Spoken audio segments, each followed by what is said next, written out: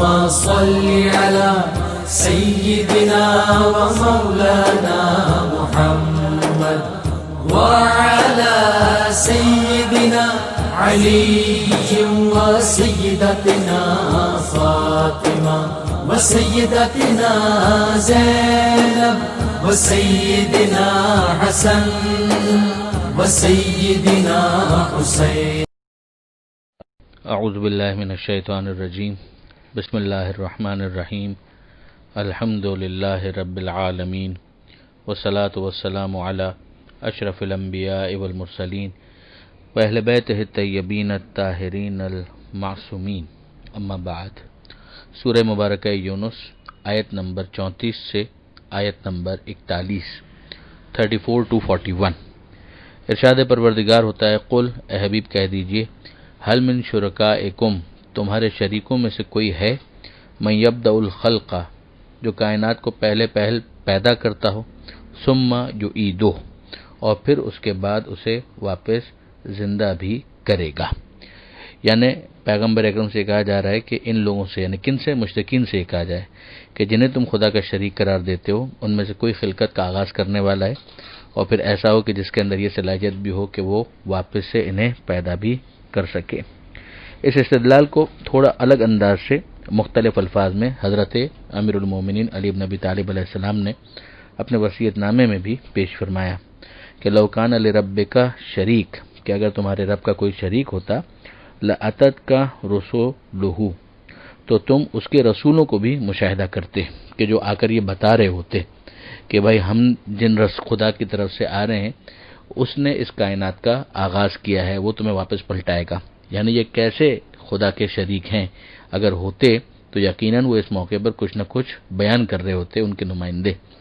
ان کا خاموش ہونا اس بات کی دلیل ہے کہ خدا ایک ہی ہے، ورنہ ان شریکوں کو تو بالکل ایک احتجاج کی فضا پیدا کرنا چاہیے تھی کہ ہم بھی تو اللہ کے شریک ہیں، ہم بھی تو خدا کے ساتھ ہیں، مگر اس نے ہمارا کبھی کوئی ذکر نہیں کیا. تو ایسے مجبور ایسے بے بس بت کہ جنہیں تم نے خود اپنے ہاتھوں سے تراشا ہے ان کی کوئی حقیقت اور ان کی کوئی حیثیت نہیں بنتی ہے. اگر کوئی دوسرا خدا ہوتا تو اس کی طرف سے بھی ایسے دعوے کیے جاتے، اس کی طرف سے بھی رسول آتے اور اس طرح کی باتیں کرتے. قل اللہ اے حبیب کہہ دیجئے کہ اللہ ہی وہ ہے کہ یبدأ الخلق کہ جو خلقت کا کائنات کا آغاز کرنے والا ہے ثم یعیدہ اور وہی اس کو واپس زندہ کرنے والا ہے. فَأَنَّا تُؤْفَكُونَ تو تم کہاں منحرف ہوتے جا رہے ہو، کس طرف بہکے جا رہے ہو. قل اے حبیب کہہ دیجئے حل من شرکائکم کہ تمہارے شریکوں میں سے یعنی جنہیں تم خدا کا شریک بناتے ہو کوئی ہے کہ من یہدی الی الحق کہ جو حق کی طرف ہدایت کرنے والا ہو.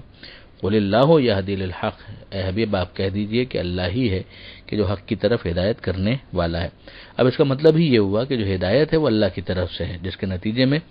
نہ کسی انسانی قیاس نہ کسی گمان کسی کنجیکچر اس کی کوئی گنجائش باقی نہیں بچتی. وہ انسان کا ایک کنجیکچر ہو سکتا ہے، ایک انسان کا تکا ہو سکتا ہے، مگر اس کا ہدایت سے کیا تعلق ہے؟ ہدایت کرنے والی ذات پروردگار کی ہے. جو آسمانی ہدایت جس کو کہا جائے گا، الہی ہدایت جسے کہا جائے گا، وہ الہی کی طرف اللہ ہی کی طرف منسوب ہونی چاہیے. تو یا اس کا طریقہ یہ ہے کہ قرآن کی کوئی آیت ہو یا نبی کا کوئی فرمان ہو یا نبی کی ترجمانی کرتے ہوئے جنہیں خدا نے نبی کا وارث بنایا ہے وہ اطلاعات اہل بیت بتائیں گے.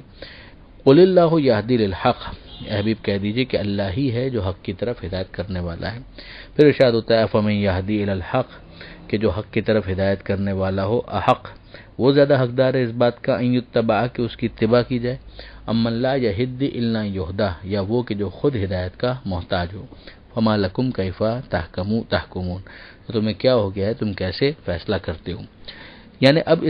اس ایک دو آیتوں کے اندر اگر ہم دیکھیں آیت نمبر 34 اور آیت نمبر 35 میں تو ہم دیکھ رہے ہیں کہ پروردگار عالم نے قول ایک مرتبہ کہا، پھر دوسری مرتبہ کہا، پھر تیسری مرتبہ کہا، پھر چوتھی مرتبہ کہا. ان دو آیتوں میں 4 مرتبہ یہ لفظ قول استعمال ہوا ہے اور بار بار یہ کہا جا رہا ہے کہ ان سے کہہ دیجئے، ان سے کہہ دیجئے. یعنی یہ بہت مستحکم دلائل ہیں اور واقعا جس تیقن کے ساتھ اس کے اندر بات کہی گئی ہے، جس یقین کے ساتھ اس کے اندر بات کہی گئی ہے، کون ہے کہ جس کو خدا کا شریک ٹھہرایا جائے اور وہ اس یقین کے ساتھ بات کہہ سکے.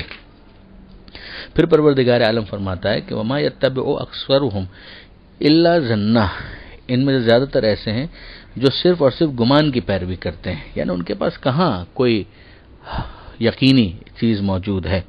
نہ وہ خود موجود تھے خلقت کے آغاز میں کہ انہیں خلقت کے آغاز کے بارے میں کوئی یقینی علم ہو، نہ انہیں کائنات کے اختتام کے بارے میں کوئی یقینی علم ہو سکتا ہے، نہ کائنات کے واپس زندہ ہونے کے بارے میں کوئی یقینی علم ہو سکتا ہے۔ ان میں سے اکثر افراد وہ ہیں کہ جو تو اٹکل یعنی اپنے اپنے کنجیکچرز کے اوپر چل رہے ہیں، ایسا کیسے ہو سکتا ہے، یوں ہوا ہوگا یا یوں ہوا ہوگا، یہ ہوا ہوگا، یہ تمام تر چیزیں زن گمان کنجیکچرز ہیں، ان میں سے کوئی بھی یقینی چیز نہیں ہے۔ یقین کے ساتھ وہی بتا سکتا ہے جس نے اس کائنات کو پیدا کیا ہے، اور وہی بتا سکتا ہے کہ جس کے منصوبے میں یہ چیز شامل ہے کہ کائنات کا بعد میں ہونے والا کیا ہے۔ تو یہی بات پروردگار عالم نے کہی کہ ان میں سے اکثر یعنی جو خدا کو ہٹا کر کوئی اس بات پر تبصرہ کر رہے ہیں کائنات کے آغاز میں یا اس کے اختتام کے بارے میں، وہ ظن کی پیروی کر رہے ہیں۔ ان الظن لا یغنی من الحق شیئا، اور جو ظن ہوتا ہے یعنی کنجیکچر، یہ حق کے معاملے میں کوئی فائدہ نہیں پہنچاتا۔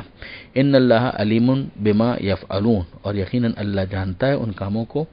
جو یہ انجام دیتے ہیں۔ پھر اس کے بعد ارشاد ہوتا ہے کہ وما کان ھذا القرآن، اب ظاہر ہے کہ پروردگار کی جو بات ہے، ایک تو اس کا انداز، اس کے اندر جو یقین ہے، اور جو اس کے علاوہ کسی اور کا رسول کو نہ بھیجنا، یہ تمام دلائل اپنی جگہ پر، مگر اب وہ جو زندہ معجزہ ایک خدا نے بھیجا ہوا ہے جو قیامت تک کے لیے حجت تمام کرنے والا ہے، جو آخری رسول کی رسالت کا سب سے بڑا ثبوت ہے، اس کے اوپر ایک تبصرہ، اور وہ قرآن ہے۔ وما کان ھذا القرآن ان یفترى من دون اللہ، اللہ کے علاوہ کسی اور کی کیا مجال ہے کہ وہ قرآن کو بنا سکے، یعنی یہ قرآن تو آ گیا، قرآن جیسی کوئی دوسری کتاب اختراع کرنا کہاں کسی بشر کے لیے ممکن ہے، بشر کیا کسی دوسری مخلوق کے لیے ممکن نہیں ہے کہ وہ قرآن جیسی کتاب بنا کر لے کر آ جائے، یہ خداوند متعال کی طرف سے اتمام حجت کے لیے۔ ولیکن تصدیق الذی بین یدہ، بلکہ وہ تو تصدیق ہے اس کی جو اس کے پہلے ہے، یعنی گزشتہ انبیاءوں کی تصدیق ہے، گزشتہ کتابوں کی تصدیق ہے، ان کتابوں کے اصل منزل من اللہ ہونے میں تو کوئی شبہ نہیں، جو تحریف وحریف ہوئی وہ تو بعد میں ہوئی، ورنہ توریت بھی خدا کی کتاب تھی بے شک، انجیل بھی خدا کی کتاب تھی بے شک، موسیٰ بھی اللہ کے رسول تھے، عیسیٰ بھی اللہ کے رسول تھے، یہ تمام کے تمام جتنے بھی ہیں ان کی یہ کتاب تصدیق کرنے والی ہے۔ ایک تو اس کا کام یہ ہے، دوسری بات یہ کہ وہ تفصیل الکتاب ہے، اور یہ قانون الہی کی تفصیل ہے، جو کتاب کا لفظ استعمال ہو رہا ہے یہ خود قانون الہی کے لیے یہ لفظ استعمال ہوتا رہا ہے، جیسے کہ کتب علیکم الصیام کی بحث میں بھی یہ بات گزری ہے، اور تفصیل الکتاب ہے، تو یہ قانون الہی جو ہے اس کی تفصیل بیان کرنے والی کتاب ہے، لا ریب فی، اس میں شبہ کوئی نہیں ہے، من رب العالمین، یہ عالمین کے پالنے والے کی طرف سے۔ تو یہاں پر ہم دیکھتے ہیں کہ 4 باتیں قرآن کے بارے میں کہی گئی۔ نمبر 1، اللہ کے سوا کسی کی مجال نہیں ہے کہ اسے بنا سکے، افتراء کرنا کسی اور مخلوق کے لیے ناممکن ہے۔ گزشتہ باتوں کی بہت سی جو حق بجانب ہیں تصدیق کرنے والی ہے۔ نمبر 3، قانون الہی کی تفصیل بیان کرتی ہے۔ نمبر 4، اس میں شک کوئی نہیں ہے اور یہ عالمین کے پالنے والے کی طرف سے۔ اب اس کے بعد یہ کہا جاتا ہے کہ ام یقولون افتراہ، کیا یہ لوگ یہ کہتے ہیں کہ انہوں نے اس کو گھڑ لیا ہے، یعنی پیغمبر اکرم صلی اللہ علیہ وآلہ وسلم نے اپنی طرف سے بنا لیا ہے۔ قل، تو اے حبیب کہہ دیجئے، فاتو بصورت من مثلہ، فاتو بصورت مثلہ، کہ پھر تم بھی اس جیسا ایک سورہ ہی بنا کر لے آؤ، یعنی انہوں نے پوری کتاب بنا دی، تو اگر تم یہ سمجھتے ہو کہ یہ فیبریکیشن ہے اور یہ خدا کے رسول نہیں ہے تو تم سب مل کر اس جیسا ایک سورہ بنا کر لے آؤ۔ وَادْعُوا مَنِ اسْتَطَعْتُم مِّن دُونِ اللَّهِ، اور اللہ کے سوا جس کو چاہو پکارو اور اس کو اپنی مدد کے لیے بلاؤ، اور پھر اس کے بعد مل کر یعنی سارے مخالفین جمع ہو جائیں اور پھر اس کا جواب لے آؤ، ایک سورہ ہی کا جواب لے آؤ، ان کنتم صادقین، اگر تم سچے ہو۔ مسئلہ کیا ہے؟ پروردگار عالم اب اس پہ تبصرہ کرتا ہے، بل کذبوا بما لم یحیطوا بعلمہ، بلکہ انہوں نے جھٹلایا ہے اسے جس کے علم پر وہ حاوی نہیں ہیں، ولما یاتہم تاویلہ، اور جس کی حقیقت ابھی ان کے سامنے نہیں آئی ہے، یعنی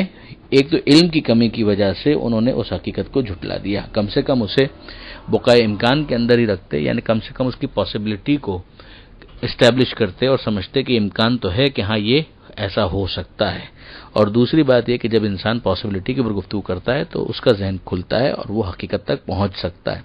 دوسری بات یہ کہ بعض چیزیں ایسی جو بیان کی جاتی ہیں دین کے اندر جس کا نتیجہ ابھی تک سامنے نہیں آیا ہے، جس کی حقیقت ابھی ان کے سامنے نہیں آئی ہے، تو وہ اس کو جھٹلا دیتے ہیں، یعنی انتظار نہیں کر پاتے۔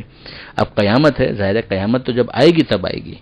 یہ تو خدا کی جو قدرت کے مختلف مظاہرے ہیں اس کے ذریعے سے یہ سمجھنا ہے کہ جس نے اتنا کچھ کر دیا تو وہ قیامت بھی کر سکتا ہے، یہ دعویٰ بنا دلیل نہیں ہے، مگر چونکہ وہ صبر نہیں کر پاتے، انتظار نہیں کر پاتے، لہذا پھر اس کا انکار کر دیتے ہیں۔ اسی کے اندر اور بہت ساری چیزیں بھی ہم دیکھتے ہیں، ماضی کے اندر کچھ تھے کہ جو آخری رسول کا انتظار کر رہے تھے، حالانکہ سال تو بہت بیت گئے تھے، مگر پھر بھی اس کے بعد انہیں گزشتہ کتابوں کے اندر موجود پیشن گوئیوں پر اعتبار تھا، تو اعتبار ہوتا ہے تو انتظار ہوتا ہے، ورنہ پھر انکار ہوتا ہے۔ یہی معاملہ اب بھی مستقبل کے بہت سے ایسے چیزوں کے بارے میں ہے، نزول عیسیٰ علیہ السلام، ظہور امام مہدی علیہ السلام، اسی طرح سے قیامت کا آنا، اور پھر اس کے بعد درمیان میں جو رجعت کا پیریڈ ہے، یہ تمام تر چیزیں وہ ہیں کہ جن کے نتائج ابھی آنا باقی ہیں، مصادیق ابھی آنا باقی ہیں، مگر انسان عجلت پسند ہوتا ہے، جب مصداق کو نہیں دیکھ پاتا تو انکار کرنے میں جلدی کرتا ہے۔ کذالک کذب الذین من قبلہم، اسی طرح سے جھٹلانے والوں نے جھٹلایا جو ان سے پہلے گزر چکے ہیں۔ فانظر، تو ذرا دیکھو کیف کان عاقبۃ الظالمین، کہ جو ظلم کرنے والے تھے پھر ان کا انجام کیا ہوا۔ ارشاد ہوتا ہے وَمِنْهُمْ مَن يُؤْمِنُ بِهِ، ان میں وہ بھی ہیں جو ایمان لے آئیں گے، وَمِنْهُمْ مَن لَا يُؤْمِنُ بِهِ، اور وہ بھی ہیں جو ایمان نہیں لائیں گے، یعنی اپنے عدم ایمان کے اوپر باقی رہیں گے۔ یعنی کچھ وہ ہیں کہ جو غور و فکر کریں گے، طلب ہدایت میں صادق ہوں گے تو نتیجتاً اپنے اس انکار سے پھر جائیں گے اور ایمان کو قبول کر لیں گے، اور کچھ ہوں گے جو اسی پر باقی رہیں گے۔ وَرَبُّكَ أَعْلَمُ بِالْمُفْسِدِينَ، اور تمہارا رب خوب جانتا ہے فسادیوں کو۔ وَإِن كَذَّبُوكَ، اور اگر یہ آپ کو جھٹلاتے ہیں، فَقُلْ، تو کہہ دیجئے، لی عملی، میرا عمل میرے لیے، وَلَكُمْ عَمَلُكُمْ، تمہارا عمل تمہارے لیے۔ انتم بریئون مما عمل، تم بری ہو اس سے جو میں عمل کرتا ہوں، انا بریء مما تعملون، اور میں بری ہوں اس سے جو تم اعمال انجام دیتے ہو۔